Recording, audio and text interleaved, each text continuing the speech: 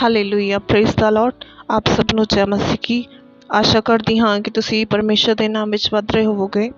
ਅੱਜ ਅਸੀਂ ਪੜ੍ਹਾਂਗੇ ਦੋ ਦਰਿੰਦੇ ਬਾਰੇ ਔਰ 666 ਬਾਰੇ, ਜਿਹੜਾ ਕਿ ਸਭਨਾਂ ਨੂੰ ਪਤਾ ਹੋਏਗਾ। ਜ਼ਿਆਦਾਤਰ ਜੋ ਲੋਕ ਹੈ ਉਹਨਾਂ ਨੂੰ ਪਤਾ ਹੋਏਗਾ ਕਿ 666 ਦੀ ਮੋਹਰ ਕਿਸ ਦੀ ਹੈ। ਇਸ ਦੇ ਵਿੱਚ ਅਸੀਂ ਪੜ੍ਹਾਂਗੇ ਔਰ ਇਹ ਅੱਜ ਅਸੀਂ ਪੜ੍ਹਾਂਗੇ 13ਵਾਂ ਅਧਿਆਇ ਪ੍ਰਕਾਸ਼ ਦੀ ਪੋਥੀ ਦਾ। ਲਿਖਿਆ ਹੈ, ਮੈਂ ਇੱਕ ਦਰਿੰਦੇ ਨੂੰ ਸਮੁੰਦਰ ਵਿੱਚੋਂ ਨਿਕਲਦਿਆਂ ਡਿੱਠਾ, ਜਿਹਦੇ 10 ਸਿੰਗ ਅਤੇ 7 ਸਿਰ ਹਨ। ਉਹਦਿਆਂ ਸਿੰਘਾਂ ਉੱਤੇ 10 ਮੁਕਟ ਅਤੇ ਉਹਦਿਆਂ ਸਿਰਾਂ ਉੱਤੇ ਕੁਫਰ ਦੇ 9 ਸਨ। ਅਤੇ ਜਿਹੜਾ ਦਰਿੰਦਾ ਮੈਂ ਡਿੱਠਾ ਉਹ ਚਿੱਤੇ ਵਰਗਾ ਸੀ ਅਤੇ ਉਹਦੇ ਪੈਰ ਰਿੱਛ ਦਿਆਂ ਪੈਰਾਂ ਜਿਹੇ ਸਨ ਅਤੇ ਉਹਦੇ ਮੂੰਹ ਬੱਬਰ ਸ਼ੇਰ ਦੇ ਮੂੰਹ ਜਿਹਾ ਸੀ। ਅਤੇ ਅਜਗਰ ਨੇ ਆਪਣੀ ਸਮਰੱਥਾ ਅਤੇ ਆਪਣੀ ਗੱਦੀ ਅਤੇ ਵੱਡਾ ਇਖਤਿਆਰ ਉਹਨੂੰ ਦੇ ਦਿੱਤਾ। ਮੈਂ ਉਹਦੇ ਸਿਰਾਂ ਵਿੱਚੋਂ ਇੱਕ ਨੂੰ ਜਿਵੇਂ ਮੌਤ ਦਾ ਘਾਉ ਲੱਗਾ ਹੋਇਆ ਵੇਖਿਆ ਅਤੇ ਉਹਦੀ ਉਹ ਕਾਰੀ ਸੱਟ ਚੰਗੀ ਹੋ ਗਈ ਅਤੇ ਸਾਰਾ ਸੰਸਾਰ ਉਹ ਦਰਿੰਦੇ ਦੇ ਪਿੱਛੇ ਹੱਕਾ ਬੱਕਾ ਹੋ ਕੇ ਤੁਰ ਪਿਆ। ਅਤੇ ਉਹਨਾਂ ਨੇ ਅਜਗਰ ਨੂੰ ਮੱਥਾ ਟੇਕਿਆ, ਇਸ ਲਈ ਜੋ ਉਸ ਨੇ ਉਸ ਦਰਿੰਦੇ ਨੂੰ ਆਪਣਾ ਇਖਤਿਆਰ ਦਿੱਤਾ ਸੀ। ਨਾਲੇ ਉਹਨਾਂ ਨੇ ਉਸ ਦਰਿੰਦੇ ਨੂੰ ਮੱਥਾ ਟੇਕਿਆ ਤੇ ਆਖਿਆ, ਭਈ ਇਸ ਦਰਿੰਦੇ ਦੇ ਤੁਲ ਕੌਣ ਹੈ ਅਤੇ ਕੌਣ ਇਹਦੇ ਨਾਲ ਲੜ ਸਕਦਾ ਹੈ। ਵੱਡਾ ਬੋਲਣ ਵਾਲਾ ਅਤੇ ਕੁਫਰ ਬਕਣ ਵਾਲਾ ਮੂੰਹ ਉਹਨੂੰ ਦਿੱਤਾ ਗਿਆ ਅਤੇ ਉਹਨੂੰ ਇਹ ਇਖਤਿਆਰ ਦਿੱਤਾ ਗਿਆ, ਭਈ 42 ਮਹੀਨਿਆਂ ਤੀਕ ਆਪਣਾ ਕੰਮ ਕਰੀ ਜਾਵੇ। ਉਹਨੇ ਪਰਮੇਸ਼ਰ ਦੇ ਵਿਰੁੱਧ ਕੁਫਰ ਬਕਣ ਨੂੰ ਆਪਣਾ ਮੂੰਹ ਅੱਡਿਆ, ਭਈ ਉਸ ਦੇ ਨਾਮ ਅਤੇ ਉਸ ਦੇ ਡੇਰੇ ਉੱਤੇ ਅਰਥਾਤ ਉਹਨਾਂ ਉੱਤੇ ਜਿਹੜੇ ਸਵਰਗ ਵਿੱਚ ਵਸਦੇ ਹਨ ਕੁਫਰ ਬਕੇ। ਅਤੇ ਉਹਨੂੰ ਇਹ ਦਿੱਤਾ ਗਿਆ, ਭਈ ਸੰਤਾਂ ਨਾਲ ਯੁੱਧ ਕਰੇ ਅਤੇ ਉਹਨਾਂ ਨੂੰ ਜਿੱਤ ਲਵੇ। ਅਤੇ ਹਰੇਕ ਗੋਤ ਉਮਤ ਭਾਖਿਆ ਅਤੇ ਕੌਮ ਉੱਤੇ ਉਹਨੂੰ ਇਖਤਿਆਰ ਦਿੱਤਾ ਗਿਆ। ਅਤੇ ਧਰਤੀ ਦੇ ਵਾਸੀ ਸਭੇ ਉਹਨੂੰ ਮੱਥਾ ਟੇਕਣ ਅਰਥਾਤ ਹਰੇਕ ਜੇ ਦਾ ਨਾਂ ਉਸ ਲੇਲੇ ਦੀ ਜਿਹੜਾ ਖੋਇਆ ਗਿਆ ਸੀ ਜੀਵਨ ਦੀ ਪੋਥੀ ਵਿੱਚ ਜਗਤ ਦੇ ਮੁੱਢੋਂ ਹੀ ਨਹੀਂ ਲਿਖਿਆ ਗਿਆ। ਜੇ ਕਿਸੇ ਦੇ ਕੰਨ ਹੋਣ ਤਾਂ ਸੁਣੇ। ਜੇ ਕਿਸੇ ਨੇ ਅਸੀਰੀ ਵਿੱਚ ਜਾਣਾ ਹੋਵੇ ਤਾਂ ਉਹ ਅਸੀਰੀ ਵਿੱਚ ਜਾਵੇਗਾ। ਜੇ ਕੋਈ ਤਲਵਾਰ ਨਾਲ ਵੱਢੇ ਤਾਂ ਉਹ ਜ਼ਰੂਰ ਹੈ ਭਈ ਉਹ ਤਲਵਾਰ ਨਾਲ ਵੱਢਿਆ ਜਾਵੇ। ਇਹ ਸੰਤਾਂ ਦੇ ਸਬਰ ਅਤੇ ਨਿਚਾ ਦਾ ਮੌਕਾ ਹੈ। ਮੈਂ ਇੱਕ ਹੋਰ ਦਰਿੰਦੇ ਨੂੰ ਧਰਤੀ ਵਿੱਚ ਨਿਕਲਦਾ ਡਿੱਠਾ ਅਤੇ ਇੱਕ ਲੇਲੇ ਜਿਹੇ ਉਹਦੇ 2 ਸਿੰਗ ਹਨ। ਅਜਗਰ ਵਾਂਗਰ ਉਹ ਬੋਲਦਾ ਸੀ ਅਤੇ ਉਹ ਉਸ ਪਹਿਲੇ ਦਰਿੰਦੇ ਦੇ ਸਾਹਮਣੇ ਉਸ ਦਾ ਸਾਰਾ ਇਖਤਿਆਰ ਵਰਤਦਾ ਸੀ। ਅਤੇ ਧਰਤੀ ਅਤੇ ਉਹਦੇ ਵਾਸੀ ਕੋਲ ਉਸ ਪਹਿਲੇ ਦਰਿੰਦੇ ਨੂੰ ਮੱਥਾ ਟਿਕਾਉਂਦਾ ਹੈ, ਜਿਹਦੀ ਕਾਰੀ ਸੱਟ ਚੰਗੀ ਹੋ ਗਈ ਅਤੇ ਉਹ ਵੱਡੀਆਂ ਨਿਸ਼ਾਨੀਆਂ ਵੀ ਵਿਖਾਉਂਦਾ ਹੈ। ਇੱਥੋਂ ਤੋੜੀ ਭਈ ਮਨੁੱਖਾਂ ਦੇ ਸਾਹਮਣੇ ਆਕਾਸ਼ੋਂ ਧਰਤੀ ਉੱਤੇ ਅੱਗ ਵੀ ਬਰਸਾਉਂਦਾ ਹੈ। ਅਤੇ ਉਹਨਾਂ ਨਿਸ਼ਾਨੀਆਂ ਦੇ ਕਾਰਨ ਜੋ ਉਸ ਦਰਿੰਦੇ ਦੇ ਸਾਹਮਣੇ ਵਿਖਾਉਣ ਦਾ ਉਹਨੂੰ ਇਖਤਿਆਰ ਦਿੱਤਾ ਸੀ, ਉਹ ਧਰਤੀ ਦੇ ਵਾਸੀਆਂ ਨੂੰ ਭਰਮਾਉਂਦਾ ਹੈ ਅਤੇ ਧਰਤੀ ਦੇ ਵਾਸੀਆਂ ਨੂੰ ਆਖਦਾ ਹੈ, ਭਈ ਉਸ ਦਰਿੰਦੇ ਦੀ ਮੂਰਤ ਬਣਾਓ ਜੇ ਨੂੰ ਤਲਵਾਰ ਦੀ ਸੱਟ ਵੱਜੀ ਅਤੇ ਉਹ ਜਿਉਂਦਾ ਰਿਹਾ। ਉਹਨੂੰ ਇਹ ਵੀ ਦਿੱਤਾ ਗਿਆ, ਭਈ ਉਸ ਦਰਿੰਦੇ ਦੀ ਮੂਰਤੀ ਵਿੱਚ ਸੁਆਸ ਪਾ ਦੇਵੇ ਤਾਂ ਜੋ ਉਸ ਦਰਿੰਦੇ ਦੀ ਮੂਰਤੀ ਬੋਲੇ। ਨਾਲੇ ਜਿੰਨੇ ਦਰਿੰਦੇ ਦੀ ਮੂਰਤੀ ਦੀ ਪੂਜਾ ਨਾ ਕਰਨ ਉਹ ਵੱਢੇ ਜਾਣ ਅਤੇ ਉਹ ਸਭਨਾਂ ਛੋਟਿਆਂ ਵੱਡਿਆਂ, ਧਨੀਆਂ ਗਰੀਬਾਂ, ਆਜ਼ਾਦਾਂ ਅਤੇ ਗੁਲਾਮਾਂ ਨੂੰ ਉਹਨਾਂ ਦੇ ਸੱਜੇ ਹੱਥ ਉੱਤੇ ਅਥਵਾ ਉਹਨਾਂ ਦੇ ਮੱਥੇ ਉੱਤੇ ਦਾਗ ਦਵਾ ਦਿੰਦਾ ਹੈ ਅਤੇ ਕਿਸੇ ਨੂੰ ਲੈਣ ਦੇਣ ਨਹੀਂ ਕਰਨ ਦਿੰਦਾ, ਪਰ ਨਿਰਾ ਉਹਨੂੰ ਜਿਹਦੇ ਉੱਤੇ ਉਹ ਦਾਗ ਅਰਥਾਤ ਦਰਿੰਦੇ ਦਾ ਨਾਂ ਜਾਂ ਉਹਦੇ ਨਾਂ ਦਾ ਅੰਗ ਲੱਗਾ ਹੋਵੇ। ਇਹ ਗਿਆਨ ਦਾ ਮੌਕਾ ਹੈ। ਜਿਹਨੂੰ ਬੁੱਧ ਹੈ ਉਸ ਦਰਿੰਦੇ ਦੇ ਅੰਗ ਗਿਣ ਲਵੇ। ਉਹ ਮਨੁੱਖ ਦਾ ਅੰਗ ਹੈ ਅਤੇ ਉਸ ਦਾ ਅੰਗ 666 ਹੈ। Hallelujah, thank you Jesus. ਇਹ ਬਹੁਤ ਹੀ ਜ਼ਰੂਰੀ ਚੈਪਟਰ ਹੈ ਪ੍ਰਕਾਸ਼ ਦੀ ਪੋਥੀ ਵਿੱਚ, ਕਿਉਂਕਿ 13ਵੇਂ ਚੈਪਟਰ ਵਿੱਚ ਹੀ ਆਪਾਂ ਐਂਟੀ ਕ੍ਰਾਈਸਟ ਨੂੰ ਦੇਖ ਸਕਦੇ ਹਾਂ। ਐਂਟੀ ਕ੍ਰਾਈਸਟ ਕੌਣ ਆ? ਐਂਟੀ ਕ੍ਰਾਈਸਟ ਇਹਦੇ ਵਿੱਚ ਉਹ ਆ ਜਿਹੜਾ ਦਰਿੰਦਾ ਸਮੁੰਦਰ ਵਿੱਚੋਂ ਨਿਕਲਿਆ, ਜਿਹੜਾ ਦਰਿੰਦਾ ਸਮੁੰਦਰ ਵਿੱਚੋਂ ਨਿਕਲਿਆ, ਜਿਹਦੇ 10 ਸਿੰਗ ਹਨ। 10 ਸਿੰਗ ਵਾ ਉਹਦੇ ਅਤੇ 7 ਸਿਰ ਵਾ। 10 ਸਿੰਘ ਤੇ 7 ਸਿਰ। ਤੇ ਲਿਖਿਆ ਕਿ ਉਹਦੇ 10 ਮੁਕਟ, ਮੁਕਟ ਜਿਹੜਾ ਰਾਜੇ ਨੂੰ ਦਰਸਾਉਂਦਾ, ਠੀਕ ਹੈ ਜੀ। ਤੇ 10 ਸਿੰਘ ਤੇ 7 ਸਿਰ। 7 ਸਿਰ ਜਿਹੜੇ ਹੈਗੇ ਆ ਉਹ ਵੀ ਰਾਜੇ ਨੂੰ ਦਰਸਾਉਂਦਾ। ਰਾਜਾ ਮਾਇਨੇ ਕਿ ਹੁਣ ਆਪਣੇ ਤੁਸੀਂ ਦੇਖ ਸਕਦੇ ਆ, ਆਪਣੇ ਰਾਜੇ ਕੌਣ? ਪ੍ਰਧਾਨ ਮੰਤਰੀ ਜਿੰਨੇ ਵੀ ਹੈਗੇ ਆ ਹਰੇਕ ਦੇਸ਼ਾਂ ਦੇ, ਉਹ ਰਾਜੇ ਹੀ ਆ। 10 ਸਿੰਘ, 10 ਸਿੰਘ ਆਪਾਂ ਕੁਛ ਵੀ ਇਹਦਾ ਮਤਲਬ ਕੱਢ ਸਕਦੇ ਹਾਂ, ਕਿਉਂਕਿ ਪਰਮੇਸ਼ਰ ਦੀ ਜੋ ਮਰਜ਼ੀ ਆ, ਜੋ ਹੋਣ ਵਾਲਾ ਹੈ, ਅਸੀਂ ਸਿਰਫ ਅੰਦਾਜ਼ਾ ਲਗਾ ਸਕਦੇ ਹਾਂ। 10 ਸਿੰਘ ਜਿਹੜੇ ਹੈਗੇ ਆ ਇਹ ਜਿਹੜੇ ਸ਼ੈਤਾਨ ਵੱਲੋਂ ਉਹਨਾਂ ਨੂੰ ਦਿੱਤੇ ਗਏ ਇਖਤਿਆਰ ਕਹਿ ਸਕਦੇ ਇੱਥੇ ਆਪਾਂ ਉਹਨਾਂ ਨੂੰ। ਅਤੇ ਲਿਖਿਆ ਜਿਹੜਾ ਦਰਿੰਦਾ ਨਿਕਲਿਆ ਨਾ, ਜਿਹੜੇ 10 ਸਿੰਘ ਤੇ 7 ਸਿਰ ਵਾ, ਉਹ ਕੌਣ ਆ? ਉਹ ਕਿੱਦਾਂ ਦਾ ਆ? ਉਹ ਚੀਤੇ ਵਰਗਾ ਆ।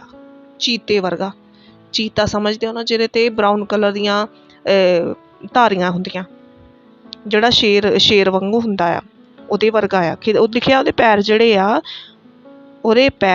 ਆ ਰਿੱਛ ਵਰਗੇ ਆ। ਤੇ ਕਹਿੰਦੇ ਉਹਦਾ ਮੂੰਹ ਜਿਹੜਾ ਬੱਬਰ ਸ਼ੇਰ ਦੇ ਮੂੰਹ ਜਿਹਾ ਆ, ਠੀਕ ਹੈ ਜੀ। ਤੇ ਲਿਖਿਆ ਅਜਗਰ ਨੇ ਆਪਣੀ ਸਮਰੱਥਾ ਅਤੇ ਆਪਣੀ ਗੱਦੀ ਅਤੇ ਵੱਡਾ ਇਖਤਿਆਰ ਉਹਨੂੰ ਦੇ ਦਿੱਤਾ। ਅਜਗਰ ਕੌਣ? ਸ਼ੈਤਾਨ, ਠੀਕ ਹੈ ਜੀ। ਬਾਕੀ ਸਾਰਾ ਤੁਸੀਂ ਪੜ੍ਹਿਆ। ਕਿ ਲਿਖਿਆ ਕਿ ਉਹ ਜਿਹੜਾ ਦਰਿੰਦਾ ਨਿਕਲਿਆ, ਉਹਦੇ ਕਹਿੰਦੇ ਇੱਕ ਉਹਦਾ ਸਿਰ ਇੱਦਾਂ ਦਾ ਜਿਹੜਾ ਮਤਲਬ ਕਿ ਉਹ 'ਤੇ ਸੱਟ ਲੱਗੀ ਹੋਈ ਆ ਅਤੇ ਉਹ ਮਰਨ ਦੇ ਕਿਨਾਰੇ ਆ, ਪਰ ਕਹਿੰਦੀ ਉਹਦੀ ਜਿਹੜੀ ਸੱਟ ਉਹ ਚੰਗੀ ਹੋ ਗਈ ਆ। ਤੇ ਧਰਤੀ ਦੇ ਜਿਹੜੇ ਸਾਰੇ ਲੋਕ ਆ ਉਹ ਹੱਕੇ ਬੱਕੇ ਰਹਿ ਗਏ, ਕਹਿੰਦੇ ਕਿ ਇਹ ਤਾਂ ਠੀਕ ਹੋ ਗਿਆ ਹੈ ਨਾ। ਅਤੇ ਉਹਦੇ ਮਗਰ ਹੋ ਤੁਰੇ ਜਿਸ ਤਰ੍ਹਾਂ ਅੱਜ ਕੱਲ੍ਹ ਦੇ ਲੋਕ ਬਣੇ ਹੋਏ ਆ ਕਿ ਕੁਛ ਵੀ ਹੁੰਦਾ, ਛੋਟਾ ਜਿਹਾ ਵੀ ਚਮਤਕਾਰ ਹੁੰਦਾ ਅਤੇ ਬਾਬਿਆਂ ਦੇ ਪਿੱਛੇ ਲੱਗ ਤੁਰਦੇ ਆ, ਠੀਕ ਹੈ ਜੀ। ਅਤੇ ਅੱਗੇ ਲਿਖਿਆ ਕਿ ਲੋਕੀ ਕਹਿੰਦੇ ਕਿ ਨਹੀਂ ਇਹਦੇ ਤੁਲ ਕੌਣ ਹੋ ਸਕਦਾ, ਇਹਦੇ ਨਾਲ ਕੌਣ ਲੜ ਸਕਦਾ। ਅਤੇ ਕਹਿੰਦੇ ਜਿਹੜਾ ਦਰਿੰਦਾ ਸੀ ਉਹਨੂੰ ਮੂੰਹ ਦਿੱਤਾ ਗਿਆ ਕੁਫਰ ਬਕਣ ਲਈ, ਪਰਮੇਸ਼ਰ ਦੇ ਖਿਲਾਫ ਅਤੇ ਜਿਹੜੇ ਸਵਰਗ ਵਿੱਚ ਰਹਿੰਦੇ ਉਹਨਾਂ ਦੇ ਖਿਲਾਫ ਬੋਲਣ ਲਈ ਉਹਨੂੰ ਦਿੱਤਾ ਗਿਆ, ਠੀਕ ਹੈ ਜੀ। ਜਦੋਂ ਆਪਾਂ ਇੱਥੇ ਪੜ੍ਹਦੇ 6 ਤੇ ਇਹਦੇ ਵਿੱਚ ਇਹੀ ਲਿਖਿਆ ਗਿਆ ਕਿ ਉਹ ਪਰਮੇਸ਼ਰ ਦੇ ਵਿਰੁੱਧ ਕੁਫਰ ਬਕਦਾ ਸੀ, ਠੀਕ ਹੈ ਜੀ।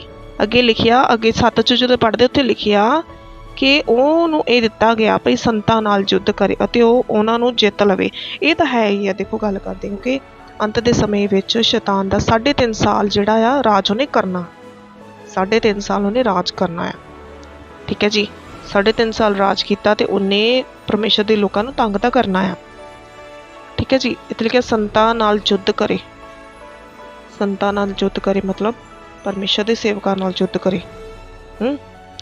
ਅੱਗੇ ਹੈਗਾ ਲਿਖਿਆ ਹਰੇਕ ਗੋਤ ਉਮਤ ਭਾਖਿਆ ਅਤੇ ਕੌਮਾਂ ਉੱਤੇ ਇਖਤਿਆਰ ਦਿੱਤਾ ਗਿਆ। ਅਤੇ ਕਹਿੰਦੇ ਲੋਕੀ ਜਿਹੜੇ ਧਰਤੀ 'ਤੇ ਰਹਿਣ ਵਾਲੇ ਉਹ ਉਹਨੂੰ ਮੱਥਾ ਟੇਕਣਗੇ, ਠੀਕ ਹੈ ਜੀ। ਅਤੇ ਉਹ ਲਿਖਿਆ ਆ ਹਰੇਕ ਅਜੇ ਦਾ ਨਾਂ ਲੇਲੇ ਦੀ ਜਿਹੜਾ ਕੋਇਆ ਗਿਆ ਸੀ ਜੀਵਨ ਦੀ ਪੋਥੀ ਵਿੱਚ ਜਗਤ ਦੇ ਮੁੱਢੋਂ ਹੀ ਨਹੀਂ ਲਿਖਿਆ ਗਿਆ। ਜੇ ਇਹ ਲੋਕੀ ਕੌਣ ਹੋਣਗੇ ਜਿਹੜੇ ਉਹਨੂੰ ਮੱਥਾ ਟੇਕਣਗੇ? ਇਹ ਉਹ ਲੋਕੀ ਹੋਣਗੇ ਜਿਹੜੇ ਜੀਵਨ ਦੀ ਪੋਥੀ ਵਿੱਚ ਨਾਮ ਹੈ ਨਹੀਂ ਹੋ। ਅਤੇ ਪ੍ਰਾਰਥਨਾ ਕਰੋ ਕਿ ਤੁਹਾਡੇ ਨਾਮ ਜਿਹੜੇ ਆ ਜੀਵਨ ਦੀ ਪੋਥੀ ਵਿੱਚ ਹੋਣ। ਮੇਰੇ ਅਜ਼ੀਜ਼ੋ ਦੇਖੋ, ਮਰਨਾ ਤਾਂ ਇੱਕ ਵਾਰੀ ਸਾਰਿਆਂ ਨੇ ਹੈਗਾ ਹੀ ਆ, ਠੀਕ ਆ ਜੀ। ਤਾਂ ਇਸ ਤੋਂ ਬਿਹਤਰ ਹੈ ਕਿ ਅਸੀਂ ਪਰਮੇਸ਼ਰ ਲਈ ਮਰੀਏ। ਉਹ ਸਾਰੇ ਨਾਲ ਉਹ ਸਹੀ ਆ, ਉਹ ਵਧੀਆ ਹੈ। ਕਿਉਂਕਿ ਦੇਖੋ ਜੇ ਤੁਸੀਂ ਸ਼ੈਤਾਨ ਦੇ ਨਾਲ ਵੀ ਰਲਦੇ ਆ, ਬਾਈ ਦੇ ਵੇ ਗੱਲ ਕਰਦੇ ਹਾਂ ਕਿ ਜੇ ਤੁਹਾਨੂੰ ਤੁਹਾਡੇ ਬੱਚੇ ਦੀ ਦੇ ਆ, ਤੁਹਾਨੂੰ ਦੇਖੋ ਆਪਾਂ ਚਲੋ ਅੱਗੇ ਪੜ੍ਹਦੇ ਹਾਂ ਆਪਾਂ, ਫਿਰ ਮੈਂ ਤੁਹਾਨੂੰ ਚੰਗੀ ਤਰ੍ਹਾਂ ਦੱਸ ਦਿੰਦੀ ਕਿ ਕਹਿਣ ਦਾ ਮੇਰਾ ਮਤਲਬ ਕੀ ਹੈ, ਠੀਕ ਹੈ ਜੀ। ਅੱਗੇ ਲਿਖਿਆ ਜੇ ਕਿਸੇ ਨੇ ਅਸੀਰੀ ਵਿੱਚ ਜਾਣਾ ਹੋਵੇ ਤਾਂ ਉਹ ਅਸੀਰੀ 'ਚ ਜਾਵੇ। ਇਹ ਤੋਂ ਪਹਿਲੇ ਲਿਖਿਆ ਜੇ ਕਿਸੇ ਦੇ ਕੰਨ ਹੋਣ ਤਾਂ ਸੁਣੇ। ਕੰਨ ਤਾਂ ਸਾਰਿਆਂ ਦੇ ਹੈਗੇ, ਪਰ ਸੁਣਨ ਵਾਲੇ ਕੰਨ ਹੋਣੇ ਚਾਹੀਦੇ ਆ। ਲਿਖਿਆ ਕਹਿੰਦੇ ਜੇ ਕਿਸੇ ਨੇ ਅਸੀਰੀ ਵਿੱਚ ਜਾਣਾ ਹੋਵੇ ਤਾਂ ਜਾਵੇ। ਅਸੀਰੀ ਵਿੱਚ ਮਤਲਬ ਕੋਈ ਗੁਲਾਮੀ 'ਚ ਜਾਣਾ ਤਾਂ ਜਾਵੇ।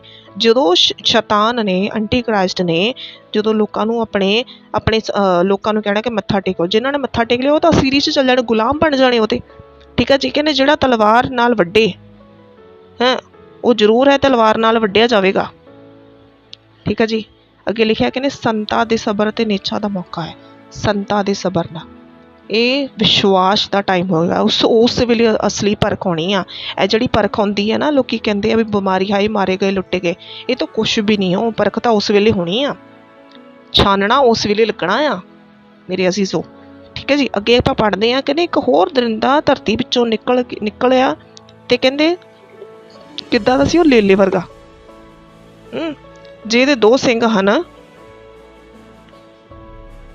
ਅਤੇ ਆਪਾਂ ਜਦੋਂ 11 ਚ ਪੜ੍ਹਦੇ ਤੇ ਲਿਖਿਆ, ਮੈਂ ਇੱਕ ਹੋਰ ਦਰਿੰਦੇ ਨੂੰ ਧਰਤੀ ਵਿੱਚੋਂ ਨਿਕਲਦੇ ਡਿੱਠਾ ਤੇ ਇੱਕ ਲੇਲੇ ਜਿਹੇ ਉਹਦੇ 2 ਸਿੰਗ ਹਨ। ਉਹਦੀ ਲੇਲੇ ਵਾਂਗੂ 2 ਸਿੰਗ ਵਾ ਅਤੇ ਅਜਗਰ ਵਾਂਗੂ ਬੋਲਦਾ ਸੀ ਅਤੇ ਉਹ ਪਹਿਲੇ ਦਰਿੰਦੇ ਦੇ ਸਾਹਮਣੇ ਉਹਦਾ ਸਾਰਾ, ਇਹ ਜਿਹੜਾ ਬੰਦਾ, ਇਹ ਜਿਹੜਾ ਇਖਤਿਆਰ, ਜਿਹੜਾ ਦਰਿੰਦਾ ਨਾ, ਇਹ ਕੌਣ ਆ?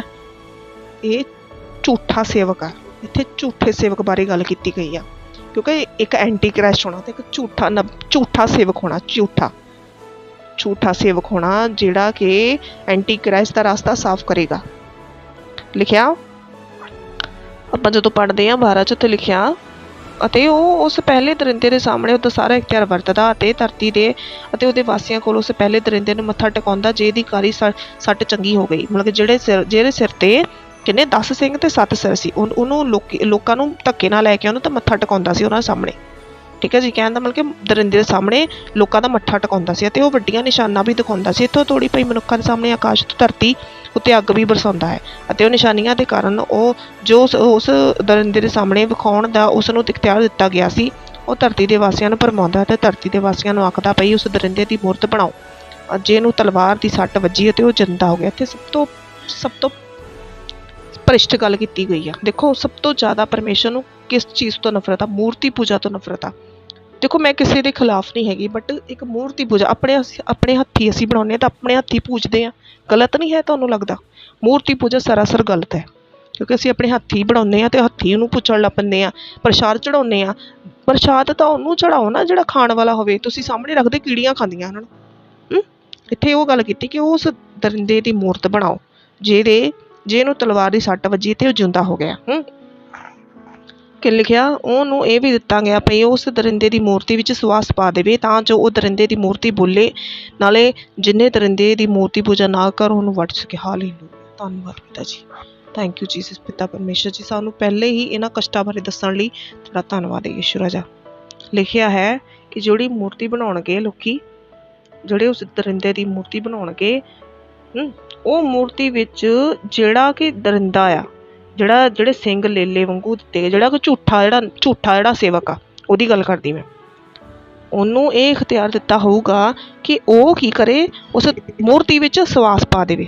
ਉਹ ਬੋਲੇਗੀ ਮੂਰਤੀ, ਤੇ ਮੂਰਤੀ ਪੂਜਾ ਜਿਹੜਾ ਕਰੂਗਾ ਉਹ ਤਾਂ ਬਚਾਇਆ ਜਾਊਗਾ, ਜਿਹੜਾ ਨਹੀਂ ਕਰੂਗਾ ਵੱਢਿਆ ਜਾਵੇਗਾ।